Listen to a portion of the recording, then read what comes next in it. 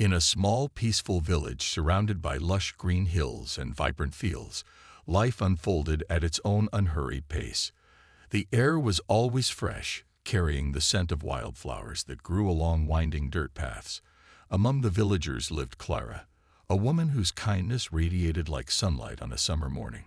She wasn't rich or famous, far from it, but her heart overflowed with compassion, making her beloved by everyone who knew her. Clara shared her modest home with two people she cherished deeply: her elderly mother, Mrs. Eliza, and her lively young niece, Lily.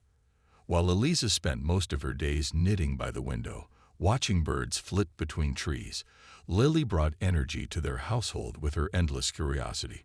Together, the three formed a tight-knit family bound by love and mutual care. Despite their simple lifestyle, they never felt deprived because Clara ensured they had everything they needed, not just materially but emotionally as well. Every day, Clara found ways to help those around her, whether it was bringing soup to an ailing neighbor, mending clothes for families struggling to make ends meet, or simply listening to someone's troubles over a cup of tea. She made sure no one felt alone. Her selflessness earned her respect throughout the village. Though Clara herself remained humble, "It's not about being noticed," she would say with a warm smile whenever someone praised her efforts. "It's about doing what feels right." One crisp autumn morning, whispers began spreading through the village like wildfire. Word reached them that the king himself would be passing through during his royal procession, a rare event indeed. Villagers buzzed with excitement, discussing how grand the spectacle would be. Children imagined shiny armor and fluttering banners, while adults speculated about the gifts the king might bestow upon their community. Everyone wanted to witness this once-in-a-lifetime moment. But Clara, she wasn't particularly interested. Royal processions held little appeal for her. She preferred tending to her vegetable garden or reading stories to Lily under the shade of an old oak tree. Still, when Lily begged her to join the crowd lining the streets, Clara couldn't refuse. "All right," she said with a chuckle, ruffling her niece's hair, "but only if you promise not to wander off." On the morning of the procession, the entire village gathered along the main road. Men, women, and children dressed in their finest clothes, eager to catch a glimpse of royalty. Clara stood near the edge of the crowd, holding Lily's hand tightly while keeping a watchful eye on her frail mother, who sat nearby on a wooden stool. As the distant sound of hooves echoed closer, anticipation filled the air. People craned their necks, trying to see beyond the heads in front of them. When the procession finally came into view, gasps rippled through the crowd. The king rode atop a magnificent horse, its coat gleaming like polished ebony under the golden sunlight. Its mane flowed gracefully, and its eyes sparkled with intelligence. Clara couldn't help but stare. There was something mesmerizing about the animal. It seemed almost otherworldly. For reasons she couldn't explain, she felt drawn to it, as if an invisible thread connected them across the distance. Little did Clara know, this encounter would change her life, and the lives of those around her, in ways she could never have imagined. The morning of the royal procession dawned bright and clear, with the sun casting a golden glow over the village. The air buzzed with excitement as villagers hurried to claim their spots along the main road. Children clutched small flags made from scraps of colorful fabric, while adults adjusted their best outfits, eager to look presentable for such a grand occasion. Even the usually quiet corners of the village were alive with chatter and laughter. Clara arrived with her family, just as the first rays of sunlight began to stretch across the sky. Lily skipped ahead, her cheeks flushed with excitement, while Clara helped her mother settle onto a sturdy wooden stool near the front of the crowd. "Do you think we'll see the king up close?" Lily asked, tugging at Clara's sleeve. Clara smiled softly, brushing a strand of hair from her niece's face. "We'll see him well enough," she replied. "But remember, it's not every day we get to witness something like this." As the minutes ticked by, the anticipation grew palpable. The distant sound of hooves echoed through the hills, growing louder with each passing moment. Villagers craned their necks, trying to catch the first glimpse of the royal entourage. Finally, the procession appeared, winding its way down the road like a shimmering river of gold and crimson. Banners fluttered in the breeze, and the glint of polished armor caught the sunlight, making it seem as though the entire scene was bathed in magic. At the center of it all rode the king, a figure of regal authority atop his magnificent horse. The animal was unlike anything most villagers had ever seen. Its coat gleamed like polished obsidian, smooth and flawless under the morning light. Its mane flowed like liquid silk, and its powerful strides exuded both grace and strength. But what truly captured everyone's attention were its eyes. Deep, intelligent, and almost unnervingly aware, as if the creature understood the significance of the moment. Clara felt her breath catch in her throat. She couldn't tear her gaze away from the horse. There was something about it that stirred a deep, inexplicable emotion within her. It wasn't just its beauty or majesty. It was the way it carried itself, as if it possessed a soul as rich and complex as any human's. For a fleeting moment, she imagined herself standing beside it, running her fingers through its glossy mane. The thought startled her, and she quickly pushed it aside, focusing instead on the awe-inspiring sight before her. Lily tugged at Clara's hand again, pointing excitedly toward the king. "Look, Aunt Clara. He's so tall," she exclaimed. Clara nodded, smiling at her niece's enthusiasm. But even as she responded to Lily's comments, her eyes kept drifting back to the horse. It moved with purpose, yet there was a hint of restlessness in its gait, as if it longed to break free from the constraints of the procession and gallop across open fields. The villagers erupted into cheers as the king passed by, waving graciously to acknowledge their presence. Some bowed deeply, while others pressed their hands to their hearts in reverence. Clara, however, remained still, her focus entirely on the horse. She noticed how it seemed to glance around, its ears twitching as if listening to sounds only it could hear. And then something extraordinary happened, something no one could have predicted. As the procession drew nearer, the horse suddenly slowed its pace, causing a ripple of murmurs among the guards and attendants. The king gently urged it forward, but the animal refused to obey. Instead, it turned its head, its piercing gaze locking directly onto Clara. Time seemed to stand still as the horse stepped out of line, moving toward her with deliberate, measured strides. The crowd fell silent, watching in stunned disbelief as the majestic creature approached the quiet woman who stood apart from the throng. Clara froze, unsure of what to do. Her heart pounded in her chest as the horse lowered its head, its velvety nose brushing against her shoulder. A wave of warmth washed over her, and for a brief moment, she forgot where she was. All that mattered was the connection she felt, a bond that transcended words or logic. Around her, the villagers whispered in amazement, but Clara barely heard them. She reached out hesitantly, her fingers grazing the horse's sleek neck. To her surprise, the animal responded by nuzzling her gently, as if expressing gratitude, or perhaps recognition. For Clara, it was a moment unlike any other, one that would linger in her memory long after the procession had faded into the distance.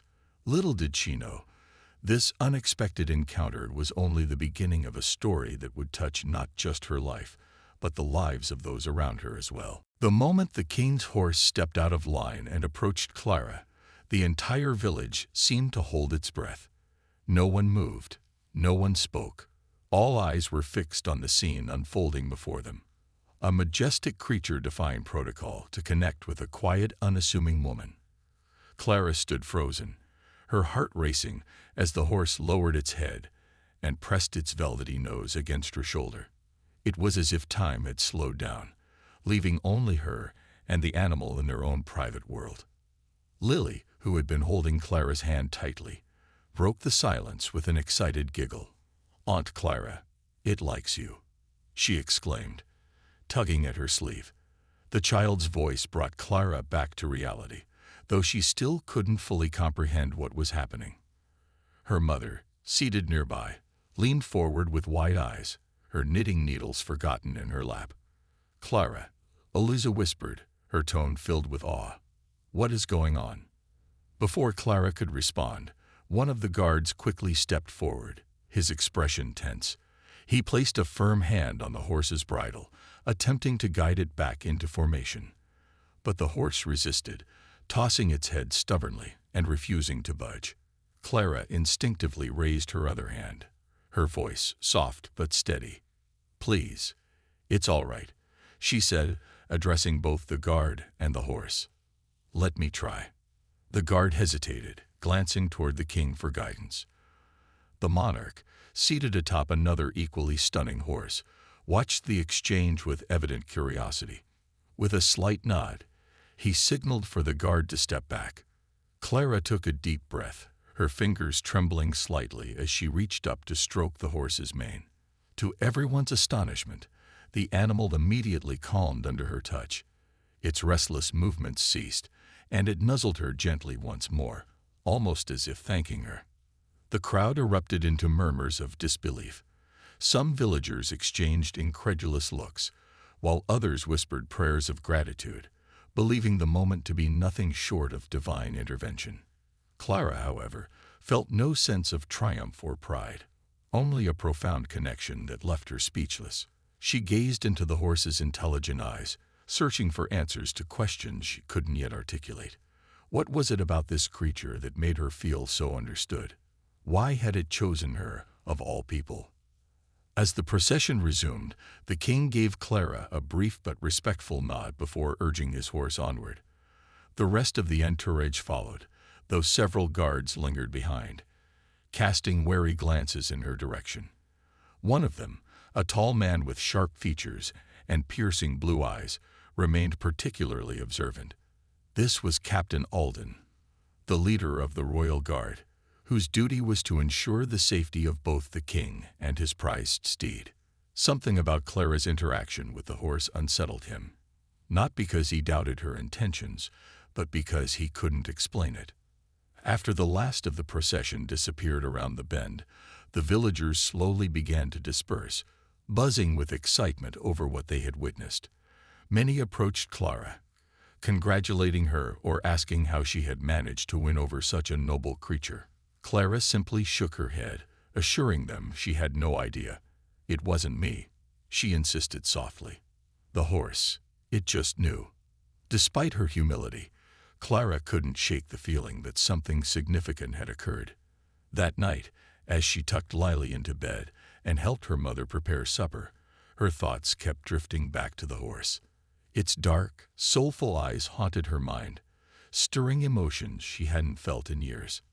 Memories of her father surfaced, memories she had buried long ago. He had been a skilled horse trainer, someone who believed that animals possessed spirits as complex as humans. Growing up, Clara had spent countless hours by his side, learning to read their body language and understand their needs.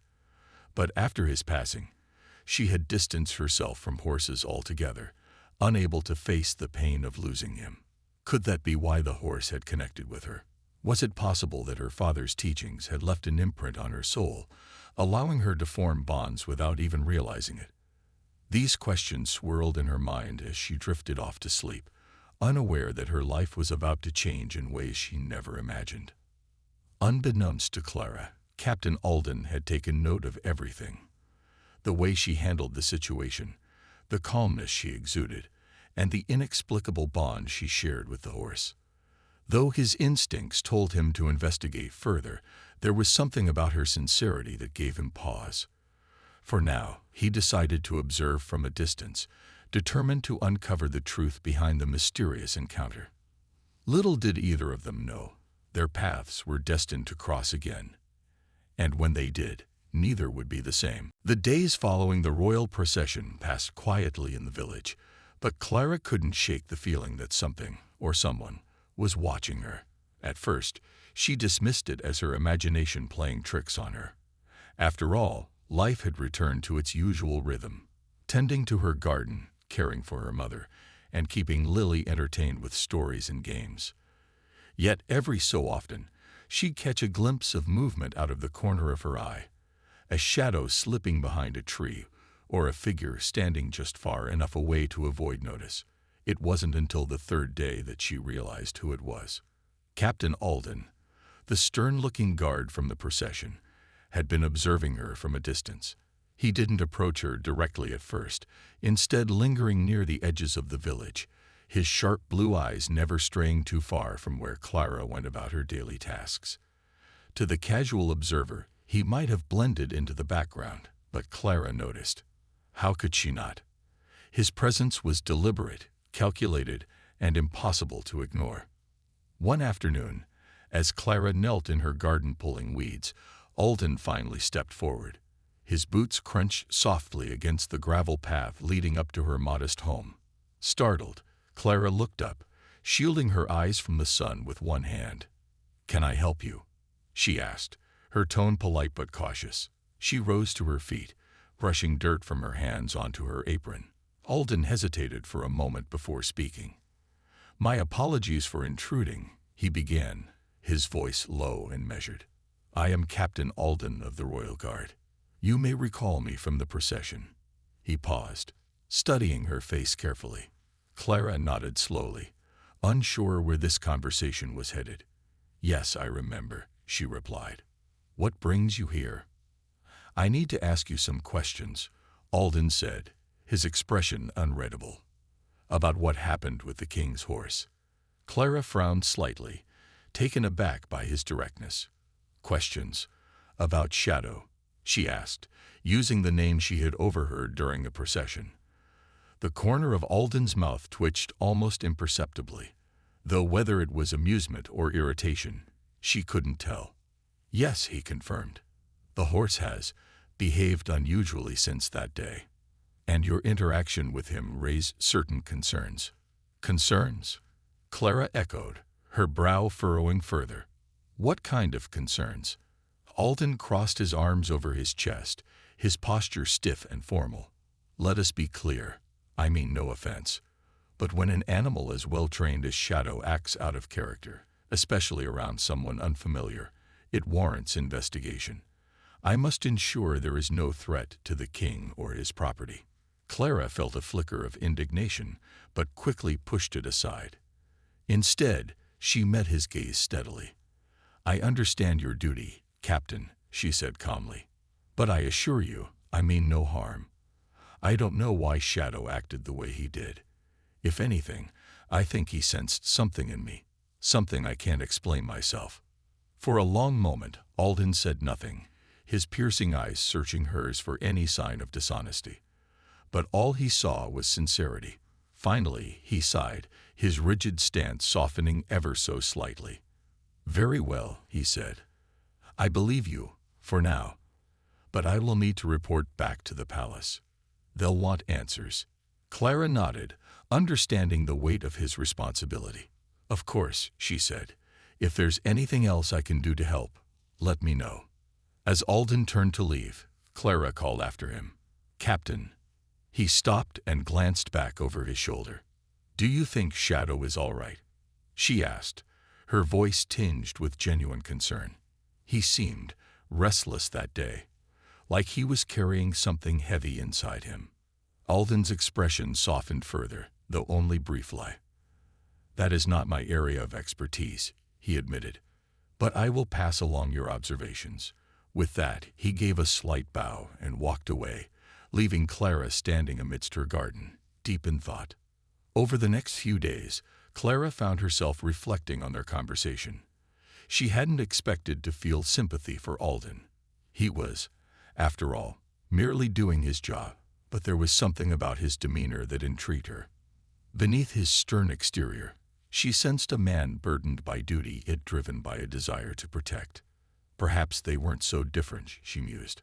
Both of them carried responsibilities that weighed heavily on their shoulders, though in vastly different ways. Meanwhile, Alden returned to the palace, replaying their exchange in his mind. There was something about Clara's calm demeanor and unwavering honesty that unsettled him, not because it aroused suspicion, but because it challenged his assumptions. Could it really be possible that she posed no threat? That her connection with Shadow was purely instinctual, born of kindness rather than malice? These questions lingered in his thoughts as he prepared his report for the king. Whatever the truth might be, one thing was in the days that followed her conversation with Captain Alden, Clara couldn't stop thinking about Shadow. The image of the majestic horse lingered in her mind, its intelligent eyes and restless energy haunting her thoughts. She found herself reminiscing about her father more often, recalling how he used to speak of horses as if they were old friends, creatures with hearts and souls just like humans. "They feel everything we do," he would say, his voice warm with conviction. "You just have to listen." Clara had always believed him, but after meeting Shadow, those words took on new meaning. She began to wonder if the horse's behavior during the procession wasn't random at all. Perhaps it had been searching for something, or someone, who could understand its silent plea. The thought weighed heavily on her, filling her with a sense of responsibility she couldn't quite explain. Meanwhile, Captain Alden delivered his report to the king, recounting every detail of his encounter with Clara. He described her calm demeanor, her genuine concern for Shadow, and the inexplicable bond she seemed to share with the horse. The king listened intently, stroking his beard as he processed the information. When Alden finished, the monarch leaned back in his chair, a thoughtful expression on his face. "This is unusual," the king admitted, breaking the silence. "Shadow has been difficult to manage lately, even for my most experienced handlers. Yet this woman, a villager who claims no special skill, calmed him instantly. What do you make of it?" Alden hesitated before responding. "I cannot say for certain, Your Majesty, but I believe her intentions are pure. There is no sign of deceit or malice in her actions." The king nodded slowly, his gaze distant. "Perhaps there is more to her than meets the eye. Bring her to the palace. Let us see what happens when she interacts with Shadow again." When Alden arrived at Clara's home to deliver the invitation, she was taken aback. "The palace," she repeated, her voice tinged with disbelief. "Why would the king want me there?" "He wishes to observe your connection with Shadow," Alden explained. "If you can help him, it may benefit us all." Though hesitant, Clara agreed, knowing she couldn't refuse a royal summons. With her mother's blessing and Lily's excited chatter echoing in her ears, she prepared for the journey. The next morning, accompanied by Alden, she set off for the palace, her heart pounding with equal parts curiosity and apprehension. Upon arriving, Clara was struck by the grandeur of the castle. Towering spires reached toward the sky, and intricate tapestries adorned the walls. Servants bustled about, bowing respectfully as the king himself greeted Clara warmly. "Thank you for coming," he said, his tone kind. "Your compassion toward Shadow has not gone unnoticed. We hope you might shed light on his recent behavior." Clara bowed deeply, feeling out of place among such opulence. "I'll do my best, Your Majesty," she replied humbly. She was then led to the stables, where Shadow awaited. As soon as she entered, the horse whinnied softly, trotting over to greet her. Clara's breath caught in her throat as she extended a trembling hand. Shadow nuzzled her palm, his warm breath brushing against her skin. Tears pricked her eyes as she realized the depth of their connection. It was as if he recognized her, not just as a stranger, but as someone who truly understood him. Over the next hour, Clara spoke quietly to Shadow, sharing stories of her father and the lessons he had taught her about horses. She ran her fingers through his mane, checking for signs of discomfort or tension. To everyone's amazement, Shadow responded eagerly, following her movements and standing still whenever she asked. It was clear that Clara possessed a gift, one rooted in patience, empathy, and an innate ability to communicate without words. As Alden watched from a distance, he felt a pang of admiration. Clara's presence transformed the once restless Shadow into a picture of calm. Her humility and kindness shone brightly, even in the shadow of the palace's splendor. For the first time, Alden allowed himself to consider the possibility that some connections transcended logic, that perhaps Clara and Shadow were meant to find each other. By the end of the visit, the king was visibly moved. "You've done more in one day than our finest trainers could achieve in weeks," he said, his voice filled with gratitude. We owe you a debt we cannot repay." Clara shook her head, her cheeks flushing. "I only did what felt right," she murmured. "Shadow is a remarkable creature. He deserves care and understanding." As they prepared to leave, Alden approached her once more. This time, his expression was softer, less guarded. "You've given us hope," he said simply, "and perhaps a lesson in seeing beyond appearances." Clara smiled faintly, meeting his gaze. "Sometimes, all it takes is listening," she replied. Clara's visit to the palace marked the beginning of a transformation, not just for Shadow, but for everyone who crossed her path. The king, deeply impressed by her natural gift, insisted that she stay longer. "Your presence has brought peace to Shadow," he said earnestly, "and perhaps you could teach us how to care for him as you do."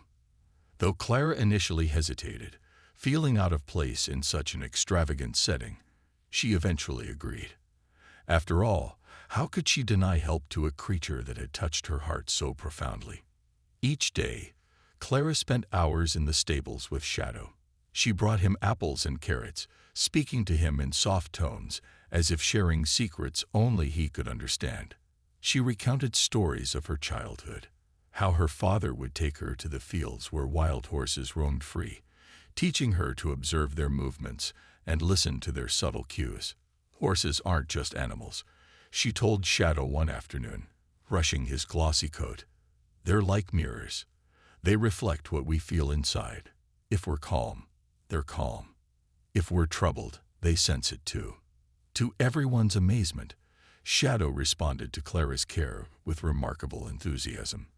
His once restless energy softened into contentment, and his eyes sparkled with renewed vitality. Even the stable hands, who had previously struggled to handle him, marveled at the change. "It's like he's a different horse," one of them remarked during a quiet moment. "She doesn't use force or tricks, just kindness." Word of Clara's success reached the queen, who had always felt intimidated by Shadow's imposing presence. Curious, she visited the stables one morning, accompanied by Captain Alden. At first, she stood at a cautious distance, watching as Clara worked. But when Shadow approached her without hesitation, nudging her gently as if inviting her closer, the queen's expression softened. Tentatively, she reached out, placing a hand on his neck. Clara smiled encouragingly. "He won't hurt you," she assured the queen. "He just wants to be understood." Over time, Clara became more than a visitor at the palace. She became a teacher. Under her guidance, the royal family and staff learned to see Shadow not as a symbol of power or prestige, but as a living, breathing companion with emotions and needs. Her lessons extended beyond horsemanship. They were about empathy, patience, and recognizing the value of connection. Slowly but surely, the atmosphere within the palace began to shift. Laughter echoed through the halls more often, and even the most rigid members of the court found themselves loosening up under Clara's gentle influence. Captain Alden, too, found himself drawn to Clara's quiet strength. Initially skeptical of her intentions, he now admired her unwavering dedication to helping others, even those who seemed beyond reach. He began accompanying her on walks through the palace gardens, using these moments to learn more about her. Through their conversations, he discovered a woman whose resilience stemmed from love and loss, yet who chose to focus on giving rather than dwelling on her own hardships. One evening, as the sun dipped below the horizon, painting the sky in hues of orange and pink, Alden voiced something that had been weighing on his mind. "You've changed things here," he said, breaking the comfortable silence between them. "Not just for Shadow, but for all of us." Clara glanced at him, surprised by the sincerity in his voice. "I didn't mean to change anything," she replied softly. "I just wanted to help." "And you have," Alden said firmly. "You've reminded us of something important, that true strength lies not in control, but in understanding. That's a lesson I won't forget." As the days turned into weeks, Clara realized that her journey wasn't just about healing Shadow. It was about bridging gaps between people and fostering connections where none seemed possible. Whether it was teaching the queen to trust, showing the stable hands new ways to care for their charges, or earning Alden's respect. Clara left an indelible mark on everyone she met. And though she longed to return home to her mother and niece, she knew her work here wasn't finished yet. Little did she know, however, that her actions would inspire changes far beyond the palace walls. News of her deeds spread throughout the kingdom, sparking conversations about compassion and unity. What started as a simple act of kindness toward a restless horse had grown into something much larger, a reminder that even the smallest gestures could create ripples of change in the world. When Clara finally returned to her village, she carried with her not just memories of the palace, but also a renewed sense of purpose. Her time with Shadow had awakened something within her, a realization that her gift for connecting with animals and people alike was more than just a personal trait. It was a way to make a difference in the world. Though she had never sought recognition or praise, her actions at the palace had sparked a ripple effect that reached far beyond what she could have imagined. Back home, life resumed its familiar rhythm, but Clara noticed subtle changes in how others interacted with her. Villagers who once greeted her warmly now approached her with newfound respect, eager to share their own stories or seek her advice. Mothers brought their children to meet her, hoping some of her kindness might rub off on them. Farmers asked for tips on handling stubborn livestock, while neighbors confided in her about struggles they hadn't voiced before. Clara listened patiently to each person, offering guidance when she could and simply being present when words weren't enough. News of her success with Shadow spread quickly through the kingdom, inspiring tales of compassion and understanding. Traveling merchants spoke of her during their visits to nearby towns, describing how a humble woman from a small village had tamed the king's unruly horse not through force, but through love and empathy. These stories took on a life of their own, growing richer with every retelling. Some claimed Clara possessed magical powers, while others believed she was blessed by fate. Clara herself laughed off such notions, insisting she was nothing more than an ordinary person doing what felt right. The impact of her journey extended even to the royal family. The king and queen, touched by Clara's humility and wisdom, began implementing changes in their court inspired by her teachings. They encouraged their advisors to prioritize empathy over authority and urged their guards to treat their horses with the same care Clara demonstrated. Shadow, once known for his fiery temperament, became a symbol of unity within the kingdom, a living testament to the transformative power of kindness. Captain Alden, too, underwent a quiet transformation. His initial suspicion of Clara gave way to admiration, and eventually, friendship. Through their conversations, he learned to see the world differently, not as a series of threats to be managed, but as opportunities to build trust and connection. He started spending more time in the stables, learning to care for Shadow himself, rather than relying solely on handlers. Over time, he discovered a sense of peace he hadn't known before, finding solace in the rhythmic brushing of the horse's coat and the steady sound of its breathing. For Clara, the bond she formed with Alden was unexpected yet meaningful. Their shared experiences created a foundation of mutual respect, bridging the gap between their vastly different worlds. Though they rarely discussed it openly, both knew their lives had been enriched by the other's presence. When Alden visited the village weeks later to deliver a message from the king, he stayed longer than necessary, enjoying simple moments like sharing tea with Clara and her family under the shade of their old oak tree. As months passed, Clara's influence continued to grow. Inspired by her example, villagers organized community gatherings focused on helping one another. Neighbors worked together to repair damaged homes, tend to sick animals, and support families facing hardship. Even the children embraced the spirit of kindness, organizing games where everyone participated equally, regardless of age or background. The entire village thrived under this newfound sense of unity, all because one woman chose to lead with her heart.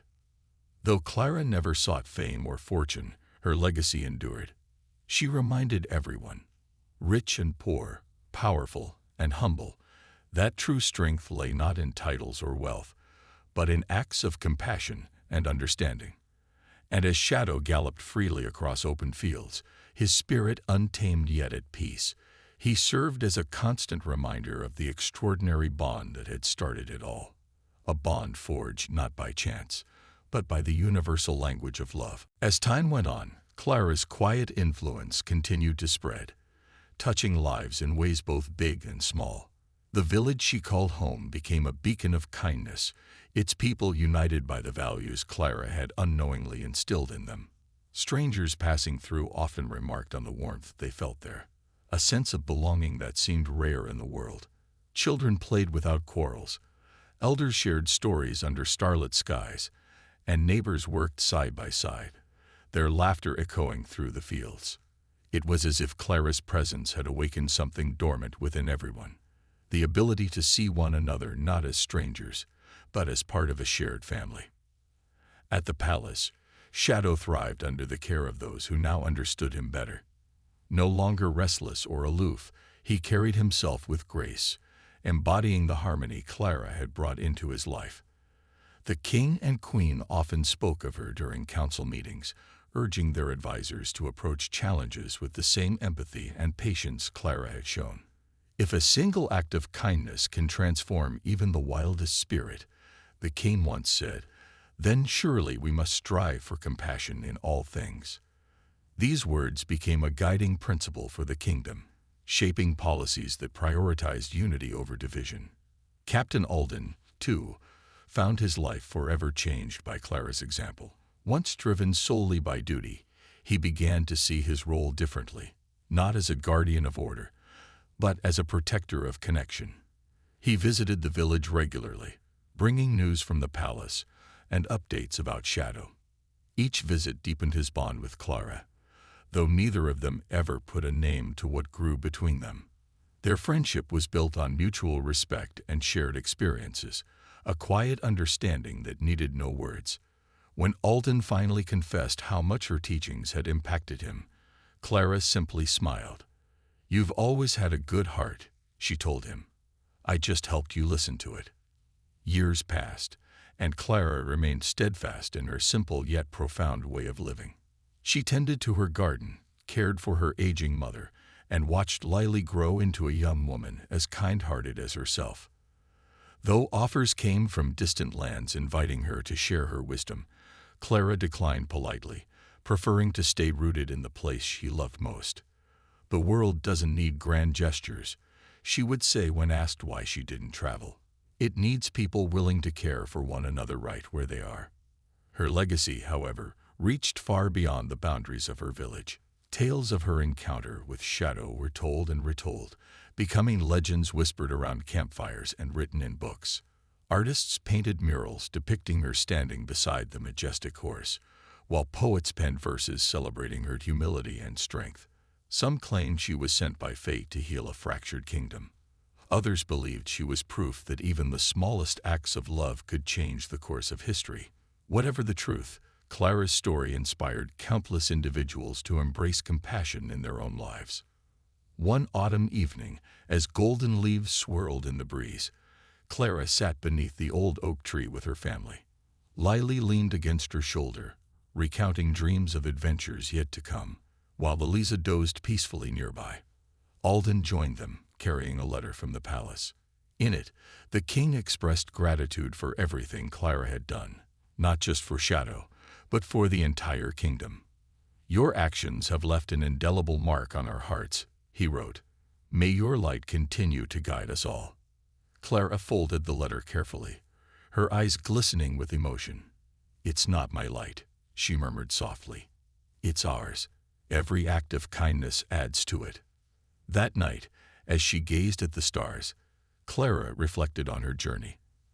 From the moment Shadow stepped out of line to the friendships she forged along the way, every experience had taught her something valuable. She realized that life wasn't about seeking recognition or leaving behind monuments. It was about creating ripples of goodness that touched others long after you were gone. And so, Clara's story became more than just a tale of a woman and a horse. It was a reminder that true power lies not in authority or wealth, but in the ability to connect, to understand, and to care. Whether it was Shadow finding peace, Alden discovering purpose, or an entire kingdom learning to embrace empathy, Clara's legacy lived on in every heart she touched. For in the end, the simplest moments of kindness often leave the deepest marks. And Clara's life was a testament to that enduring truth.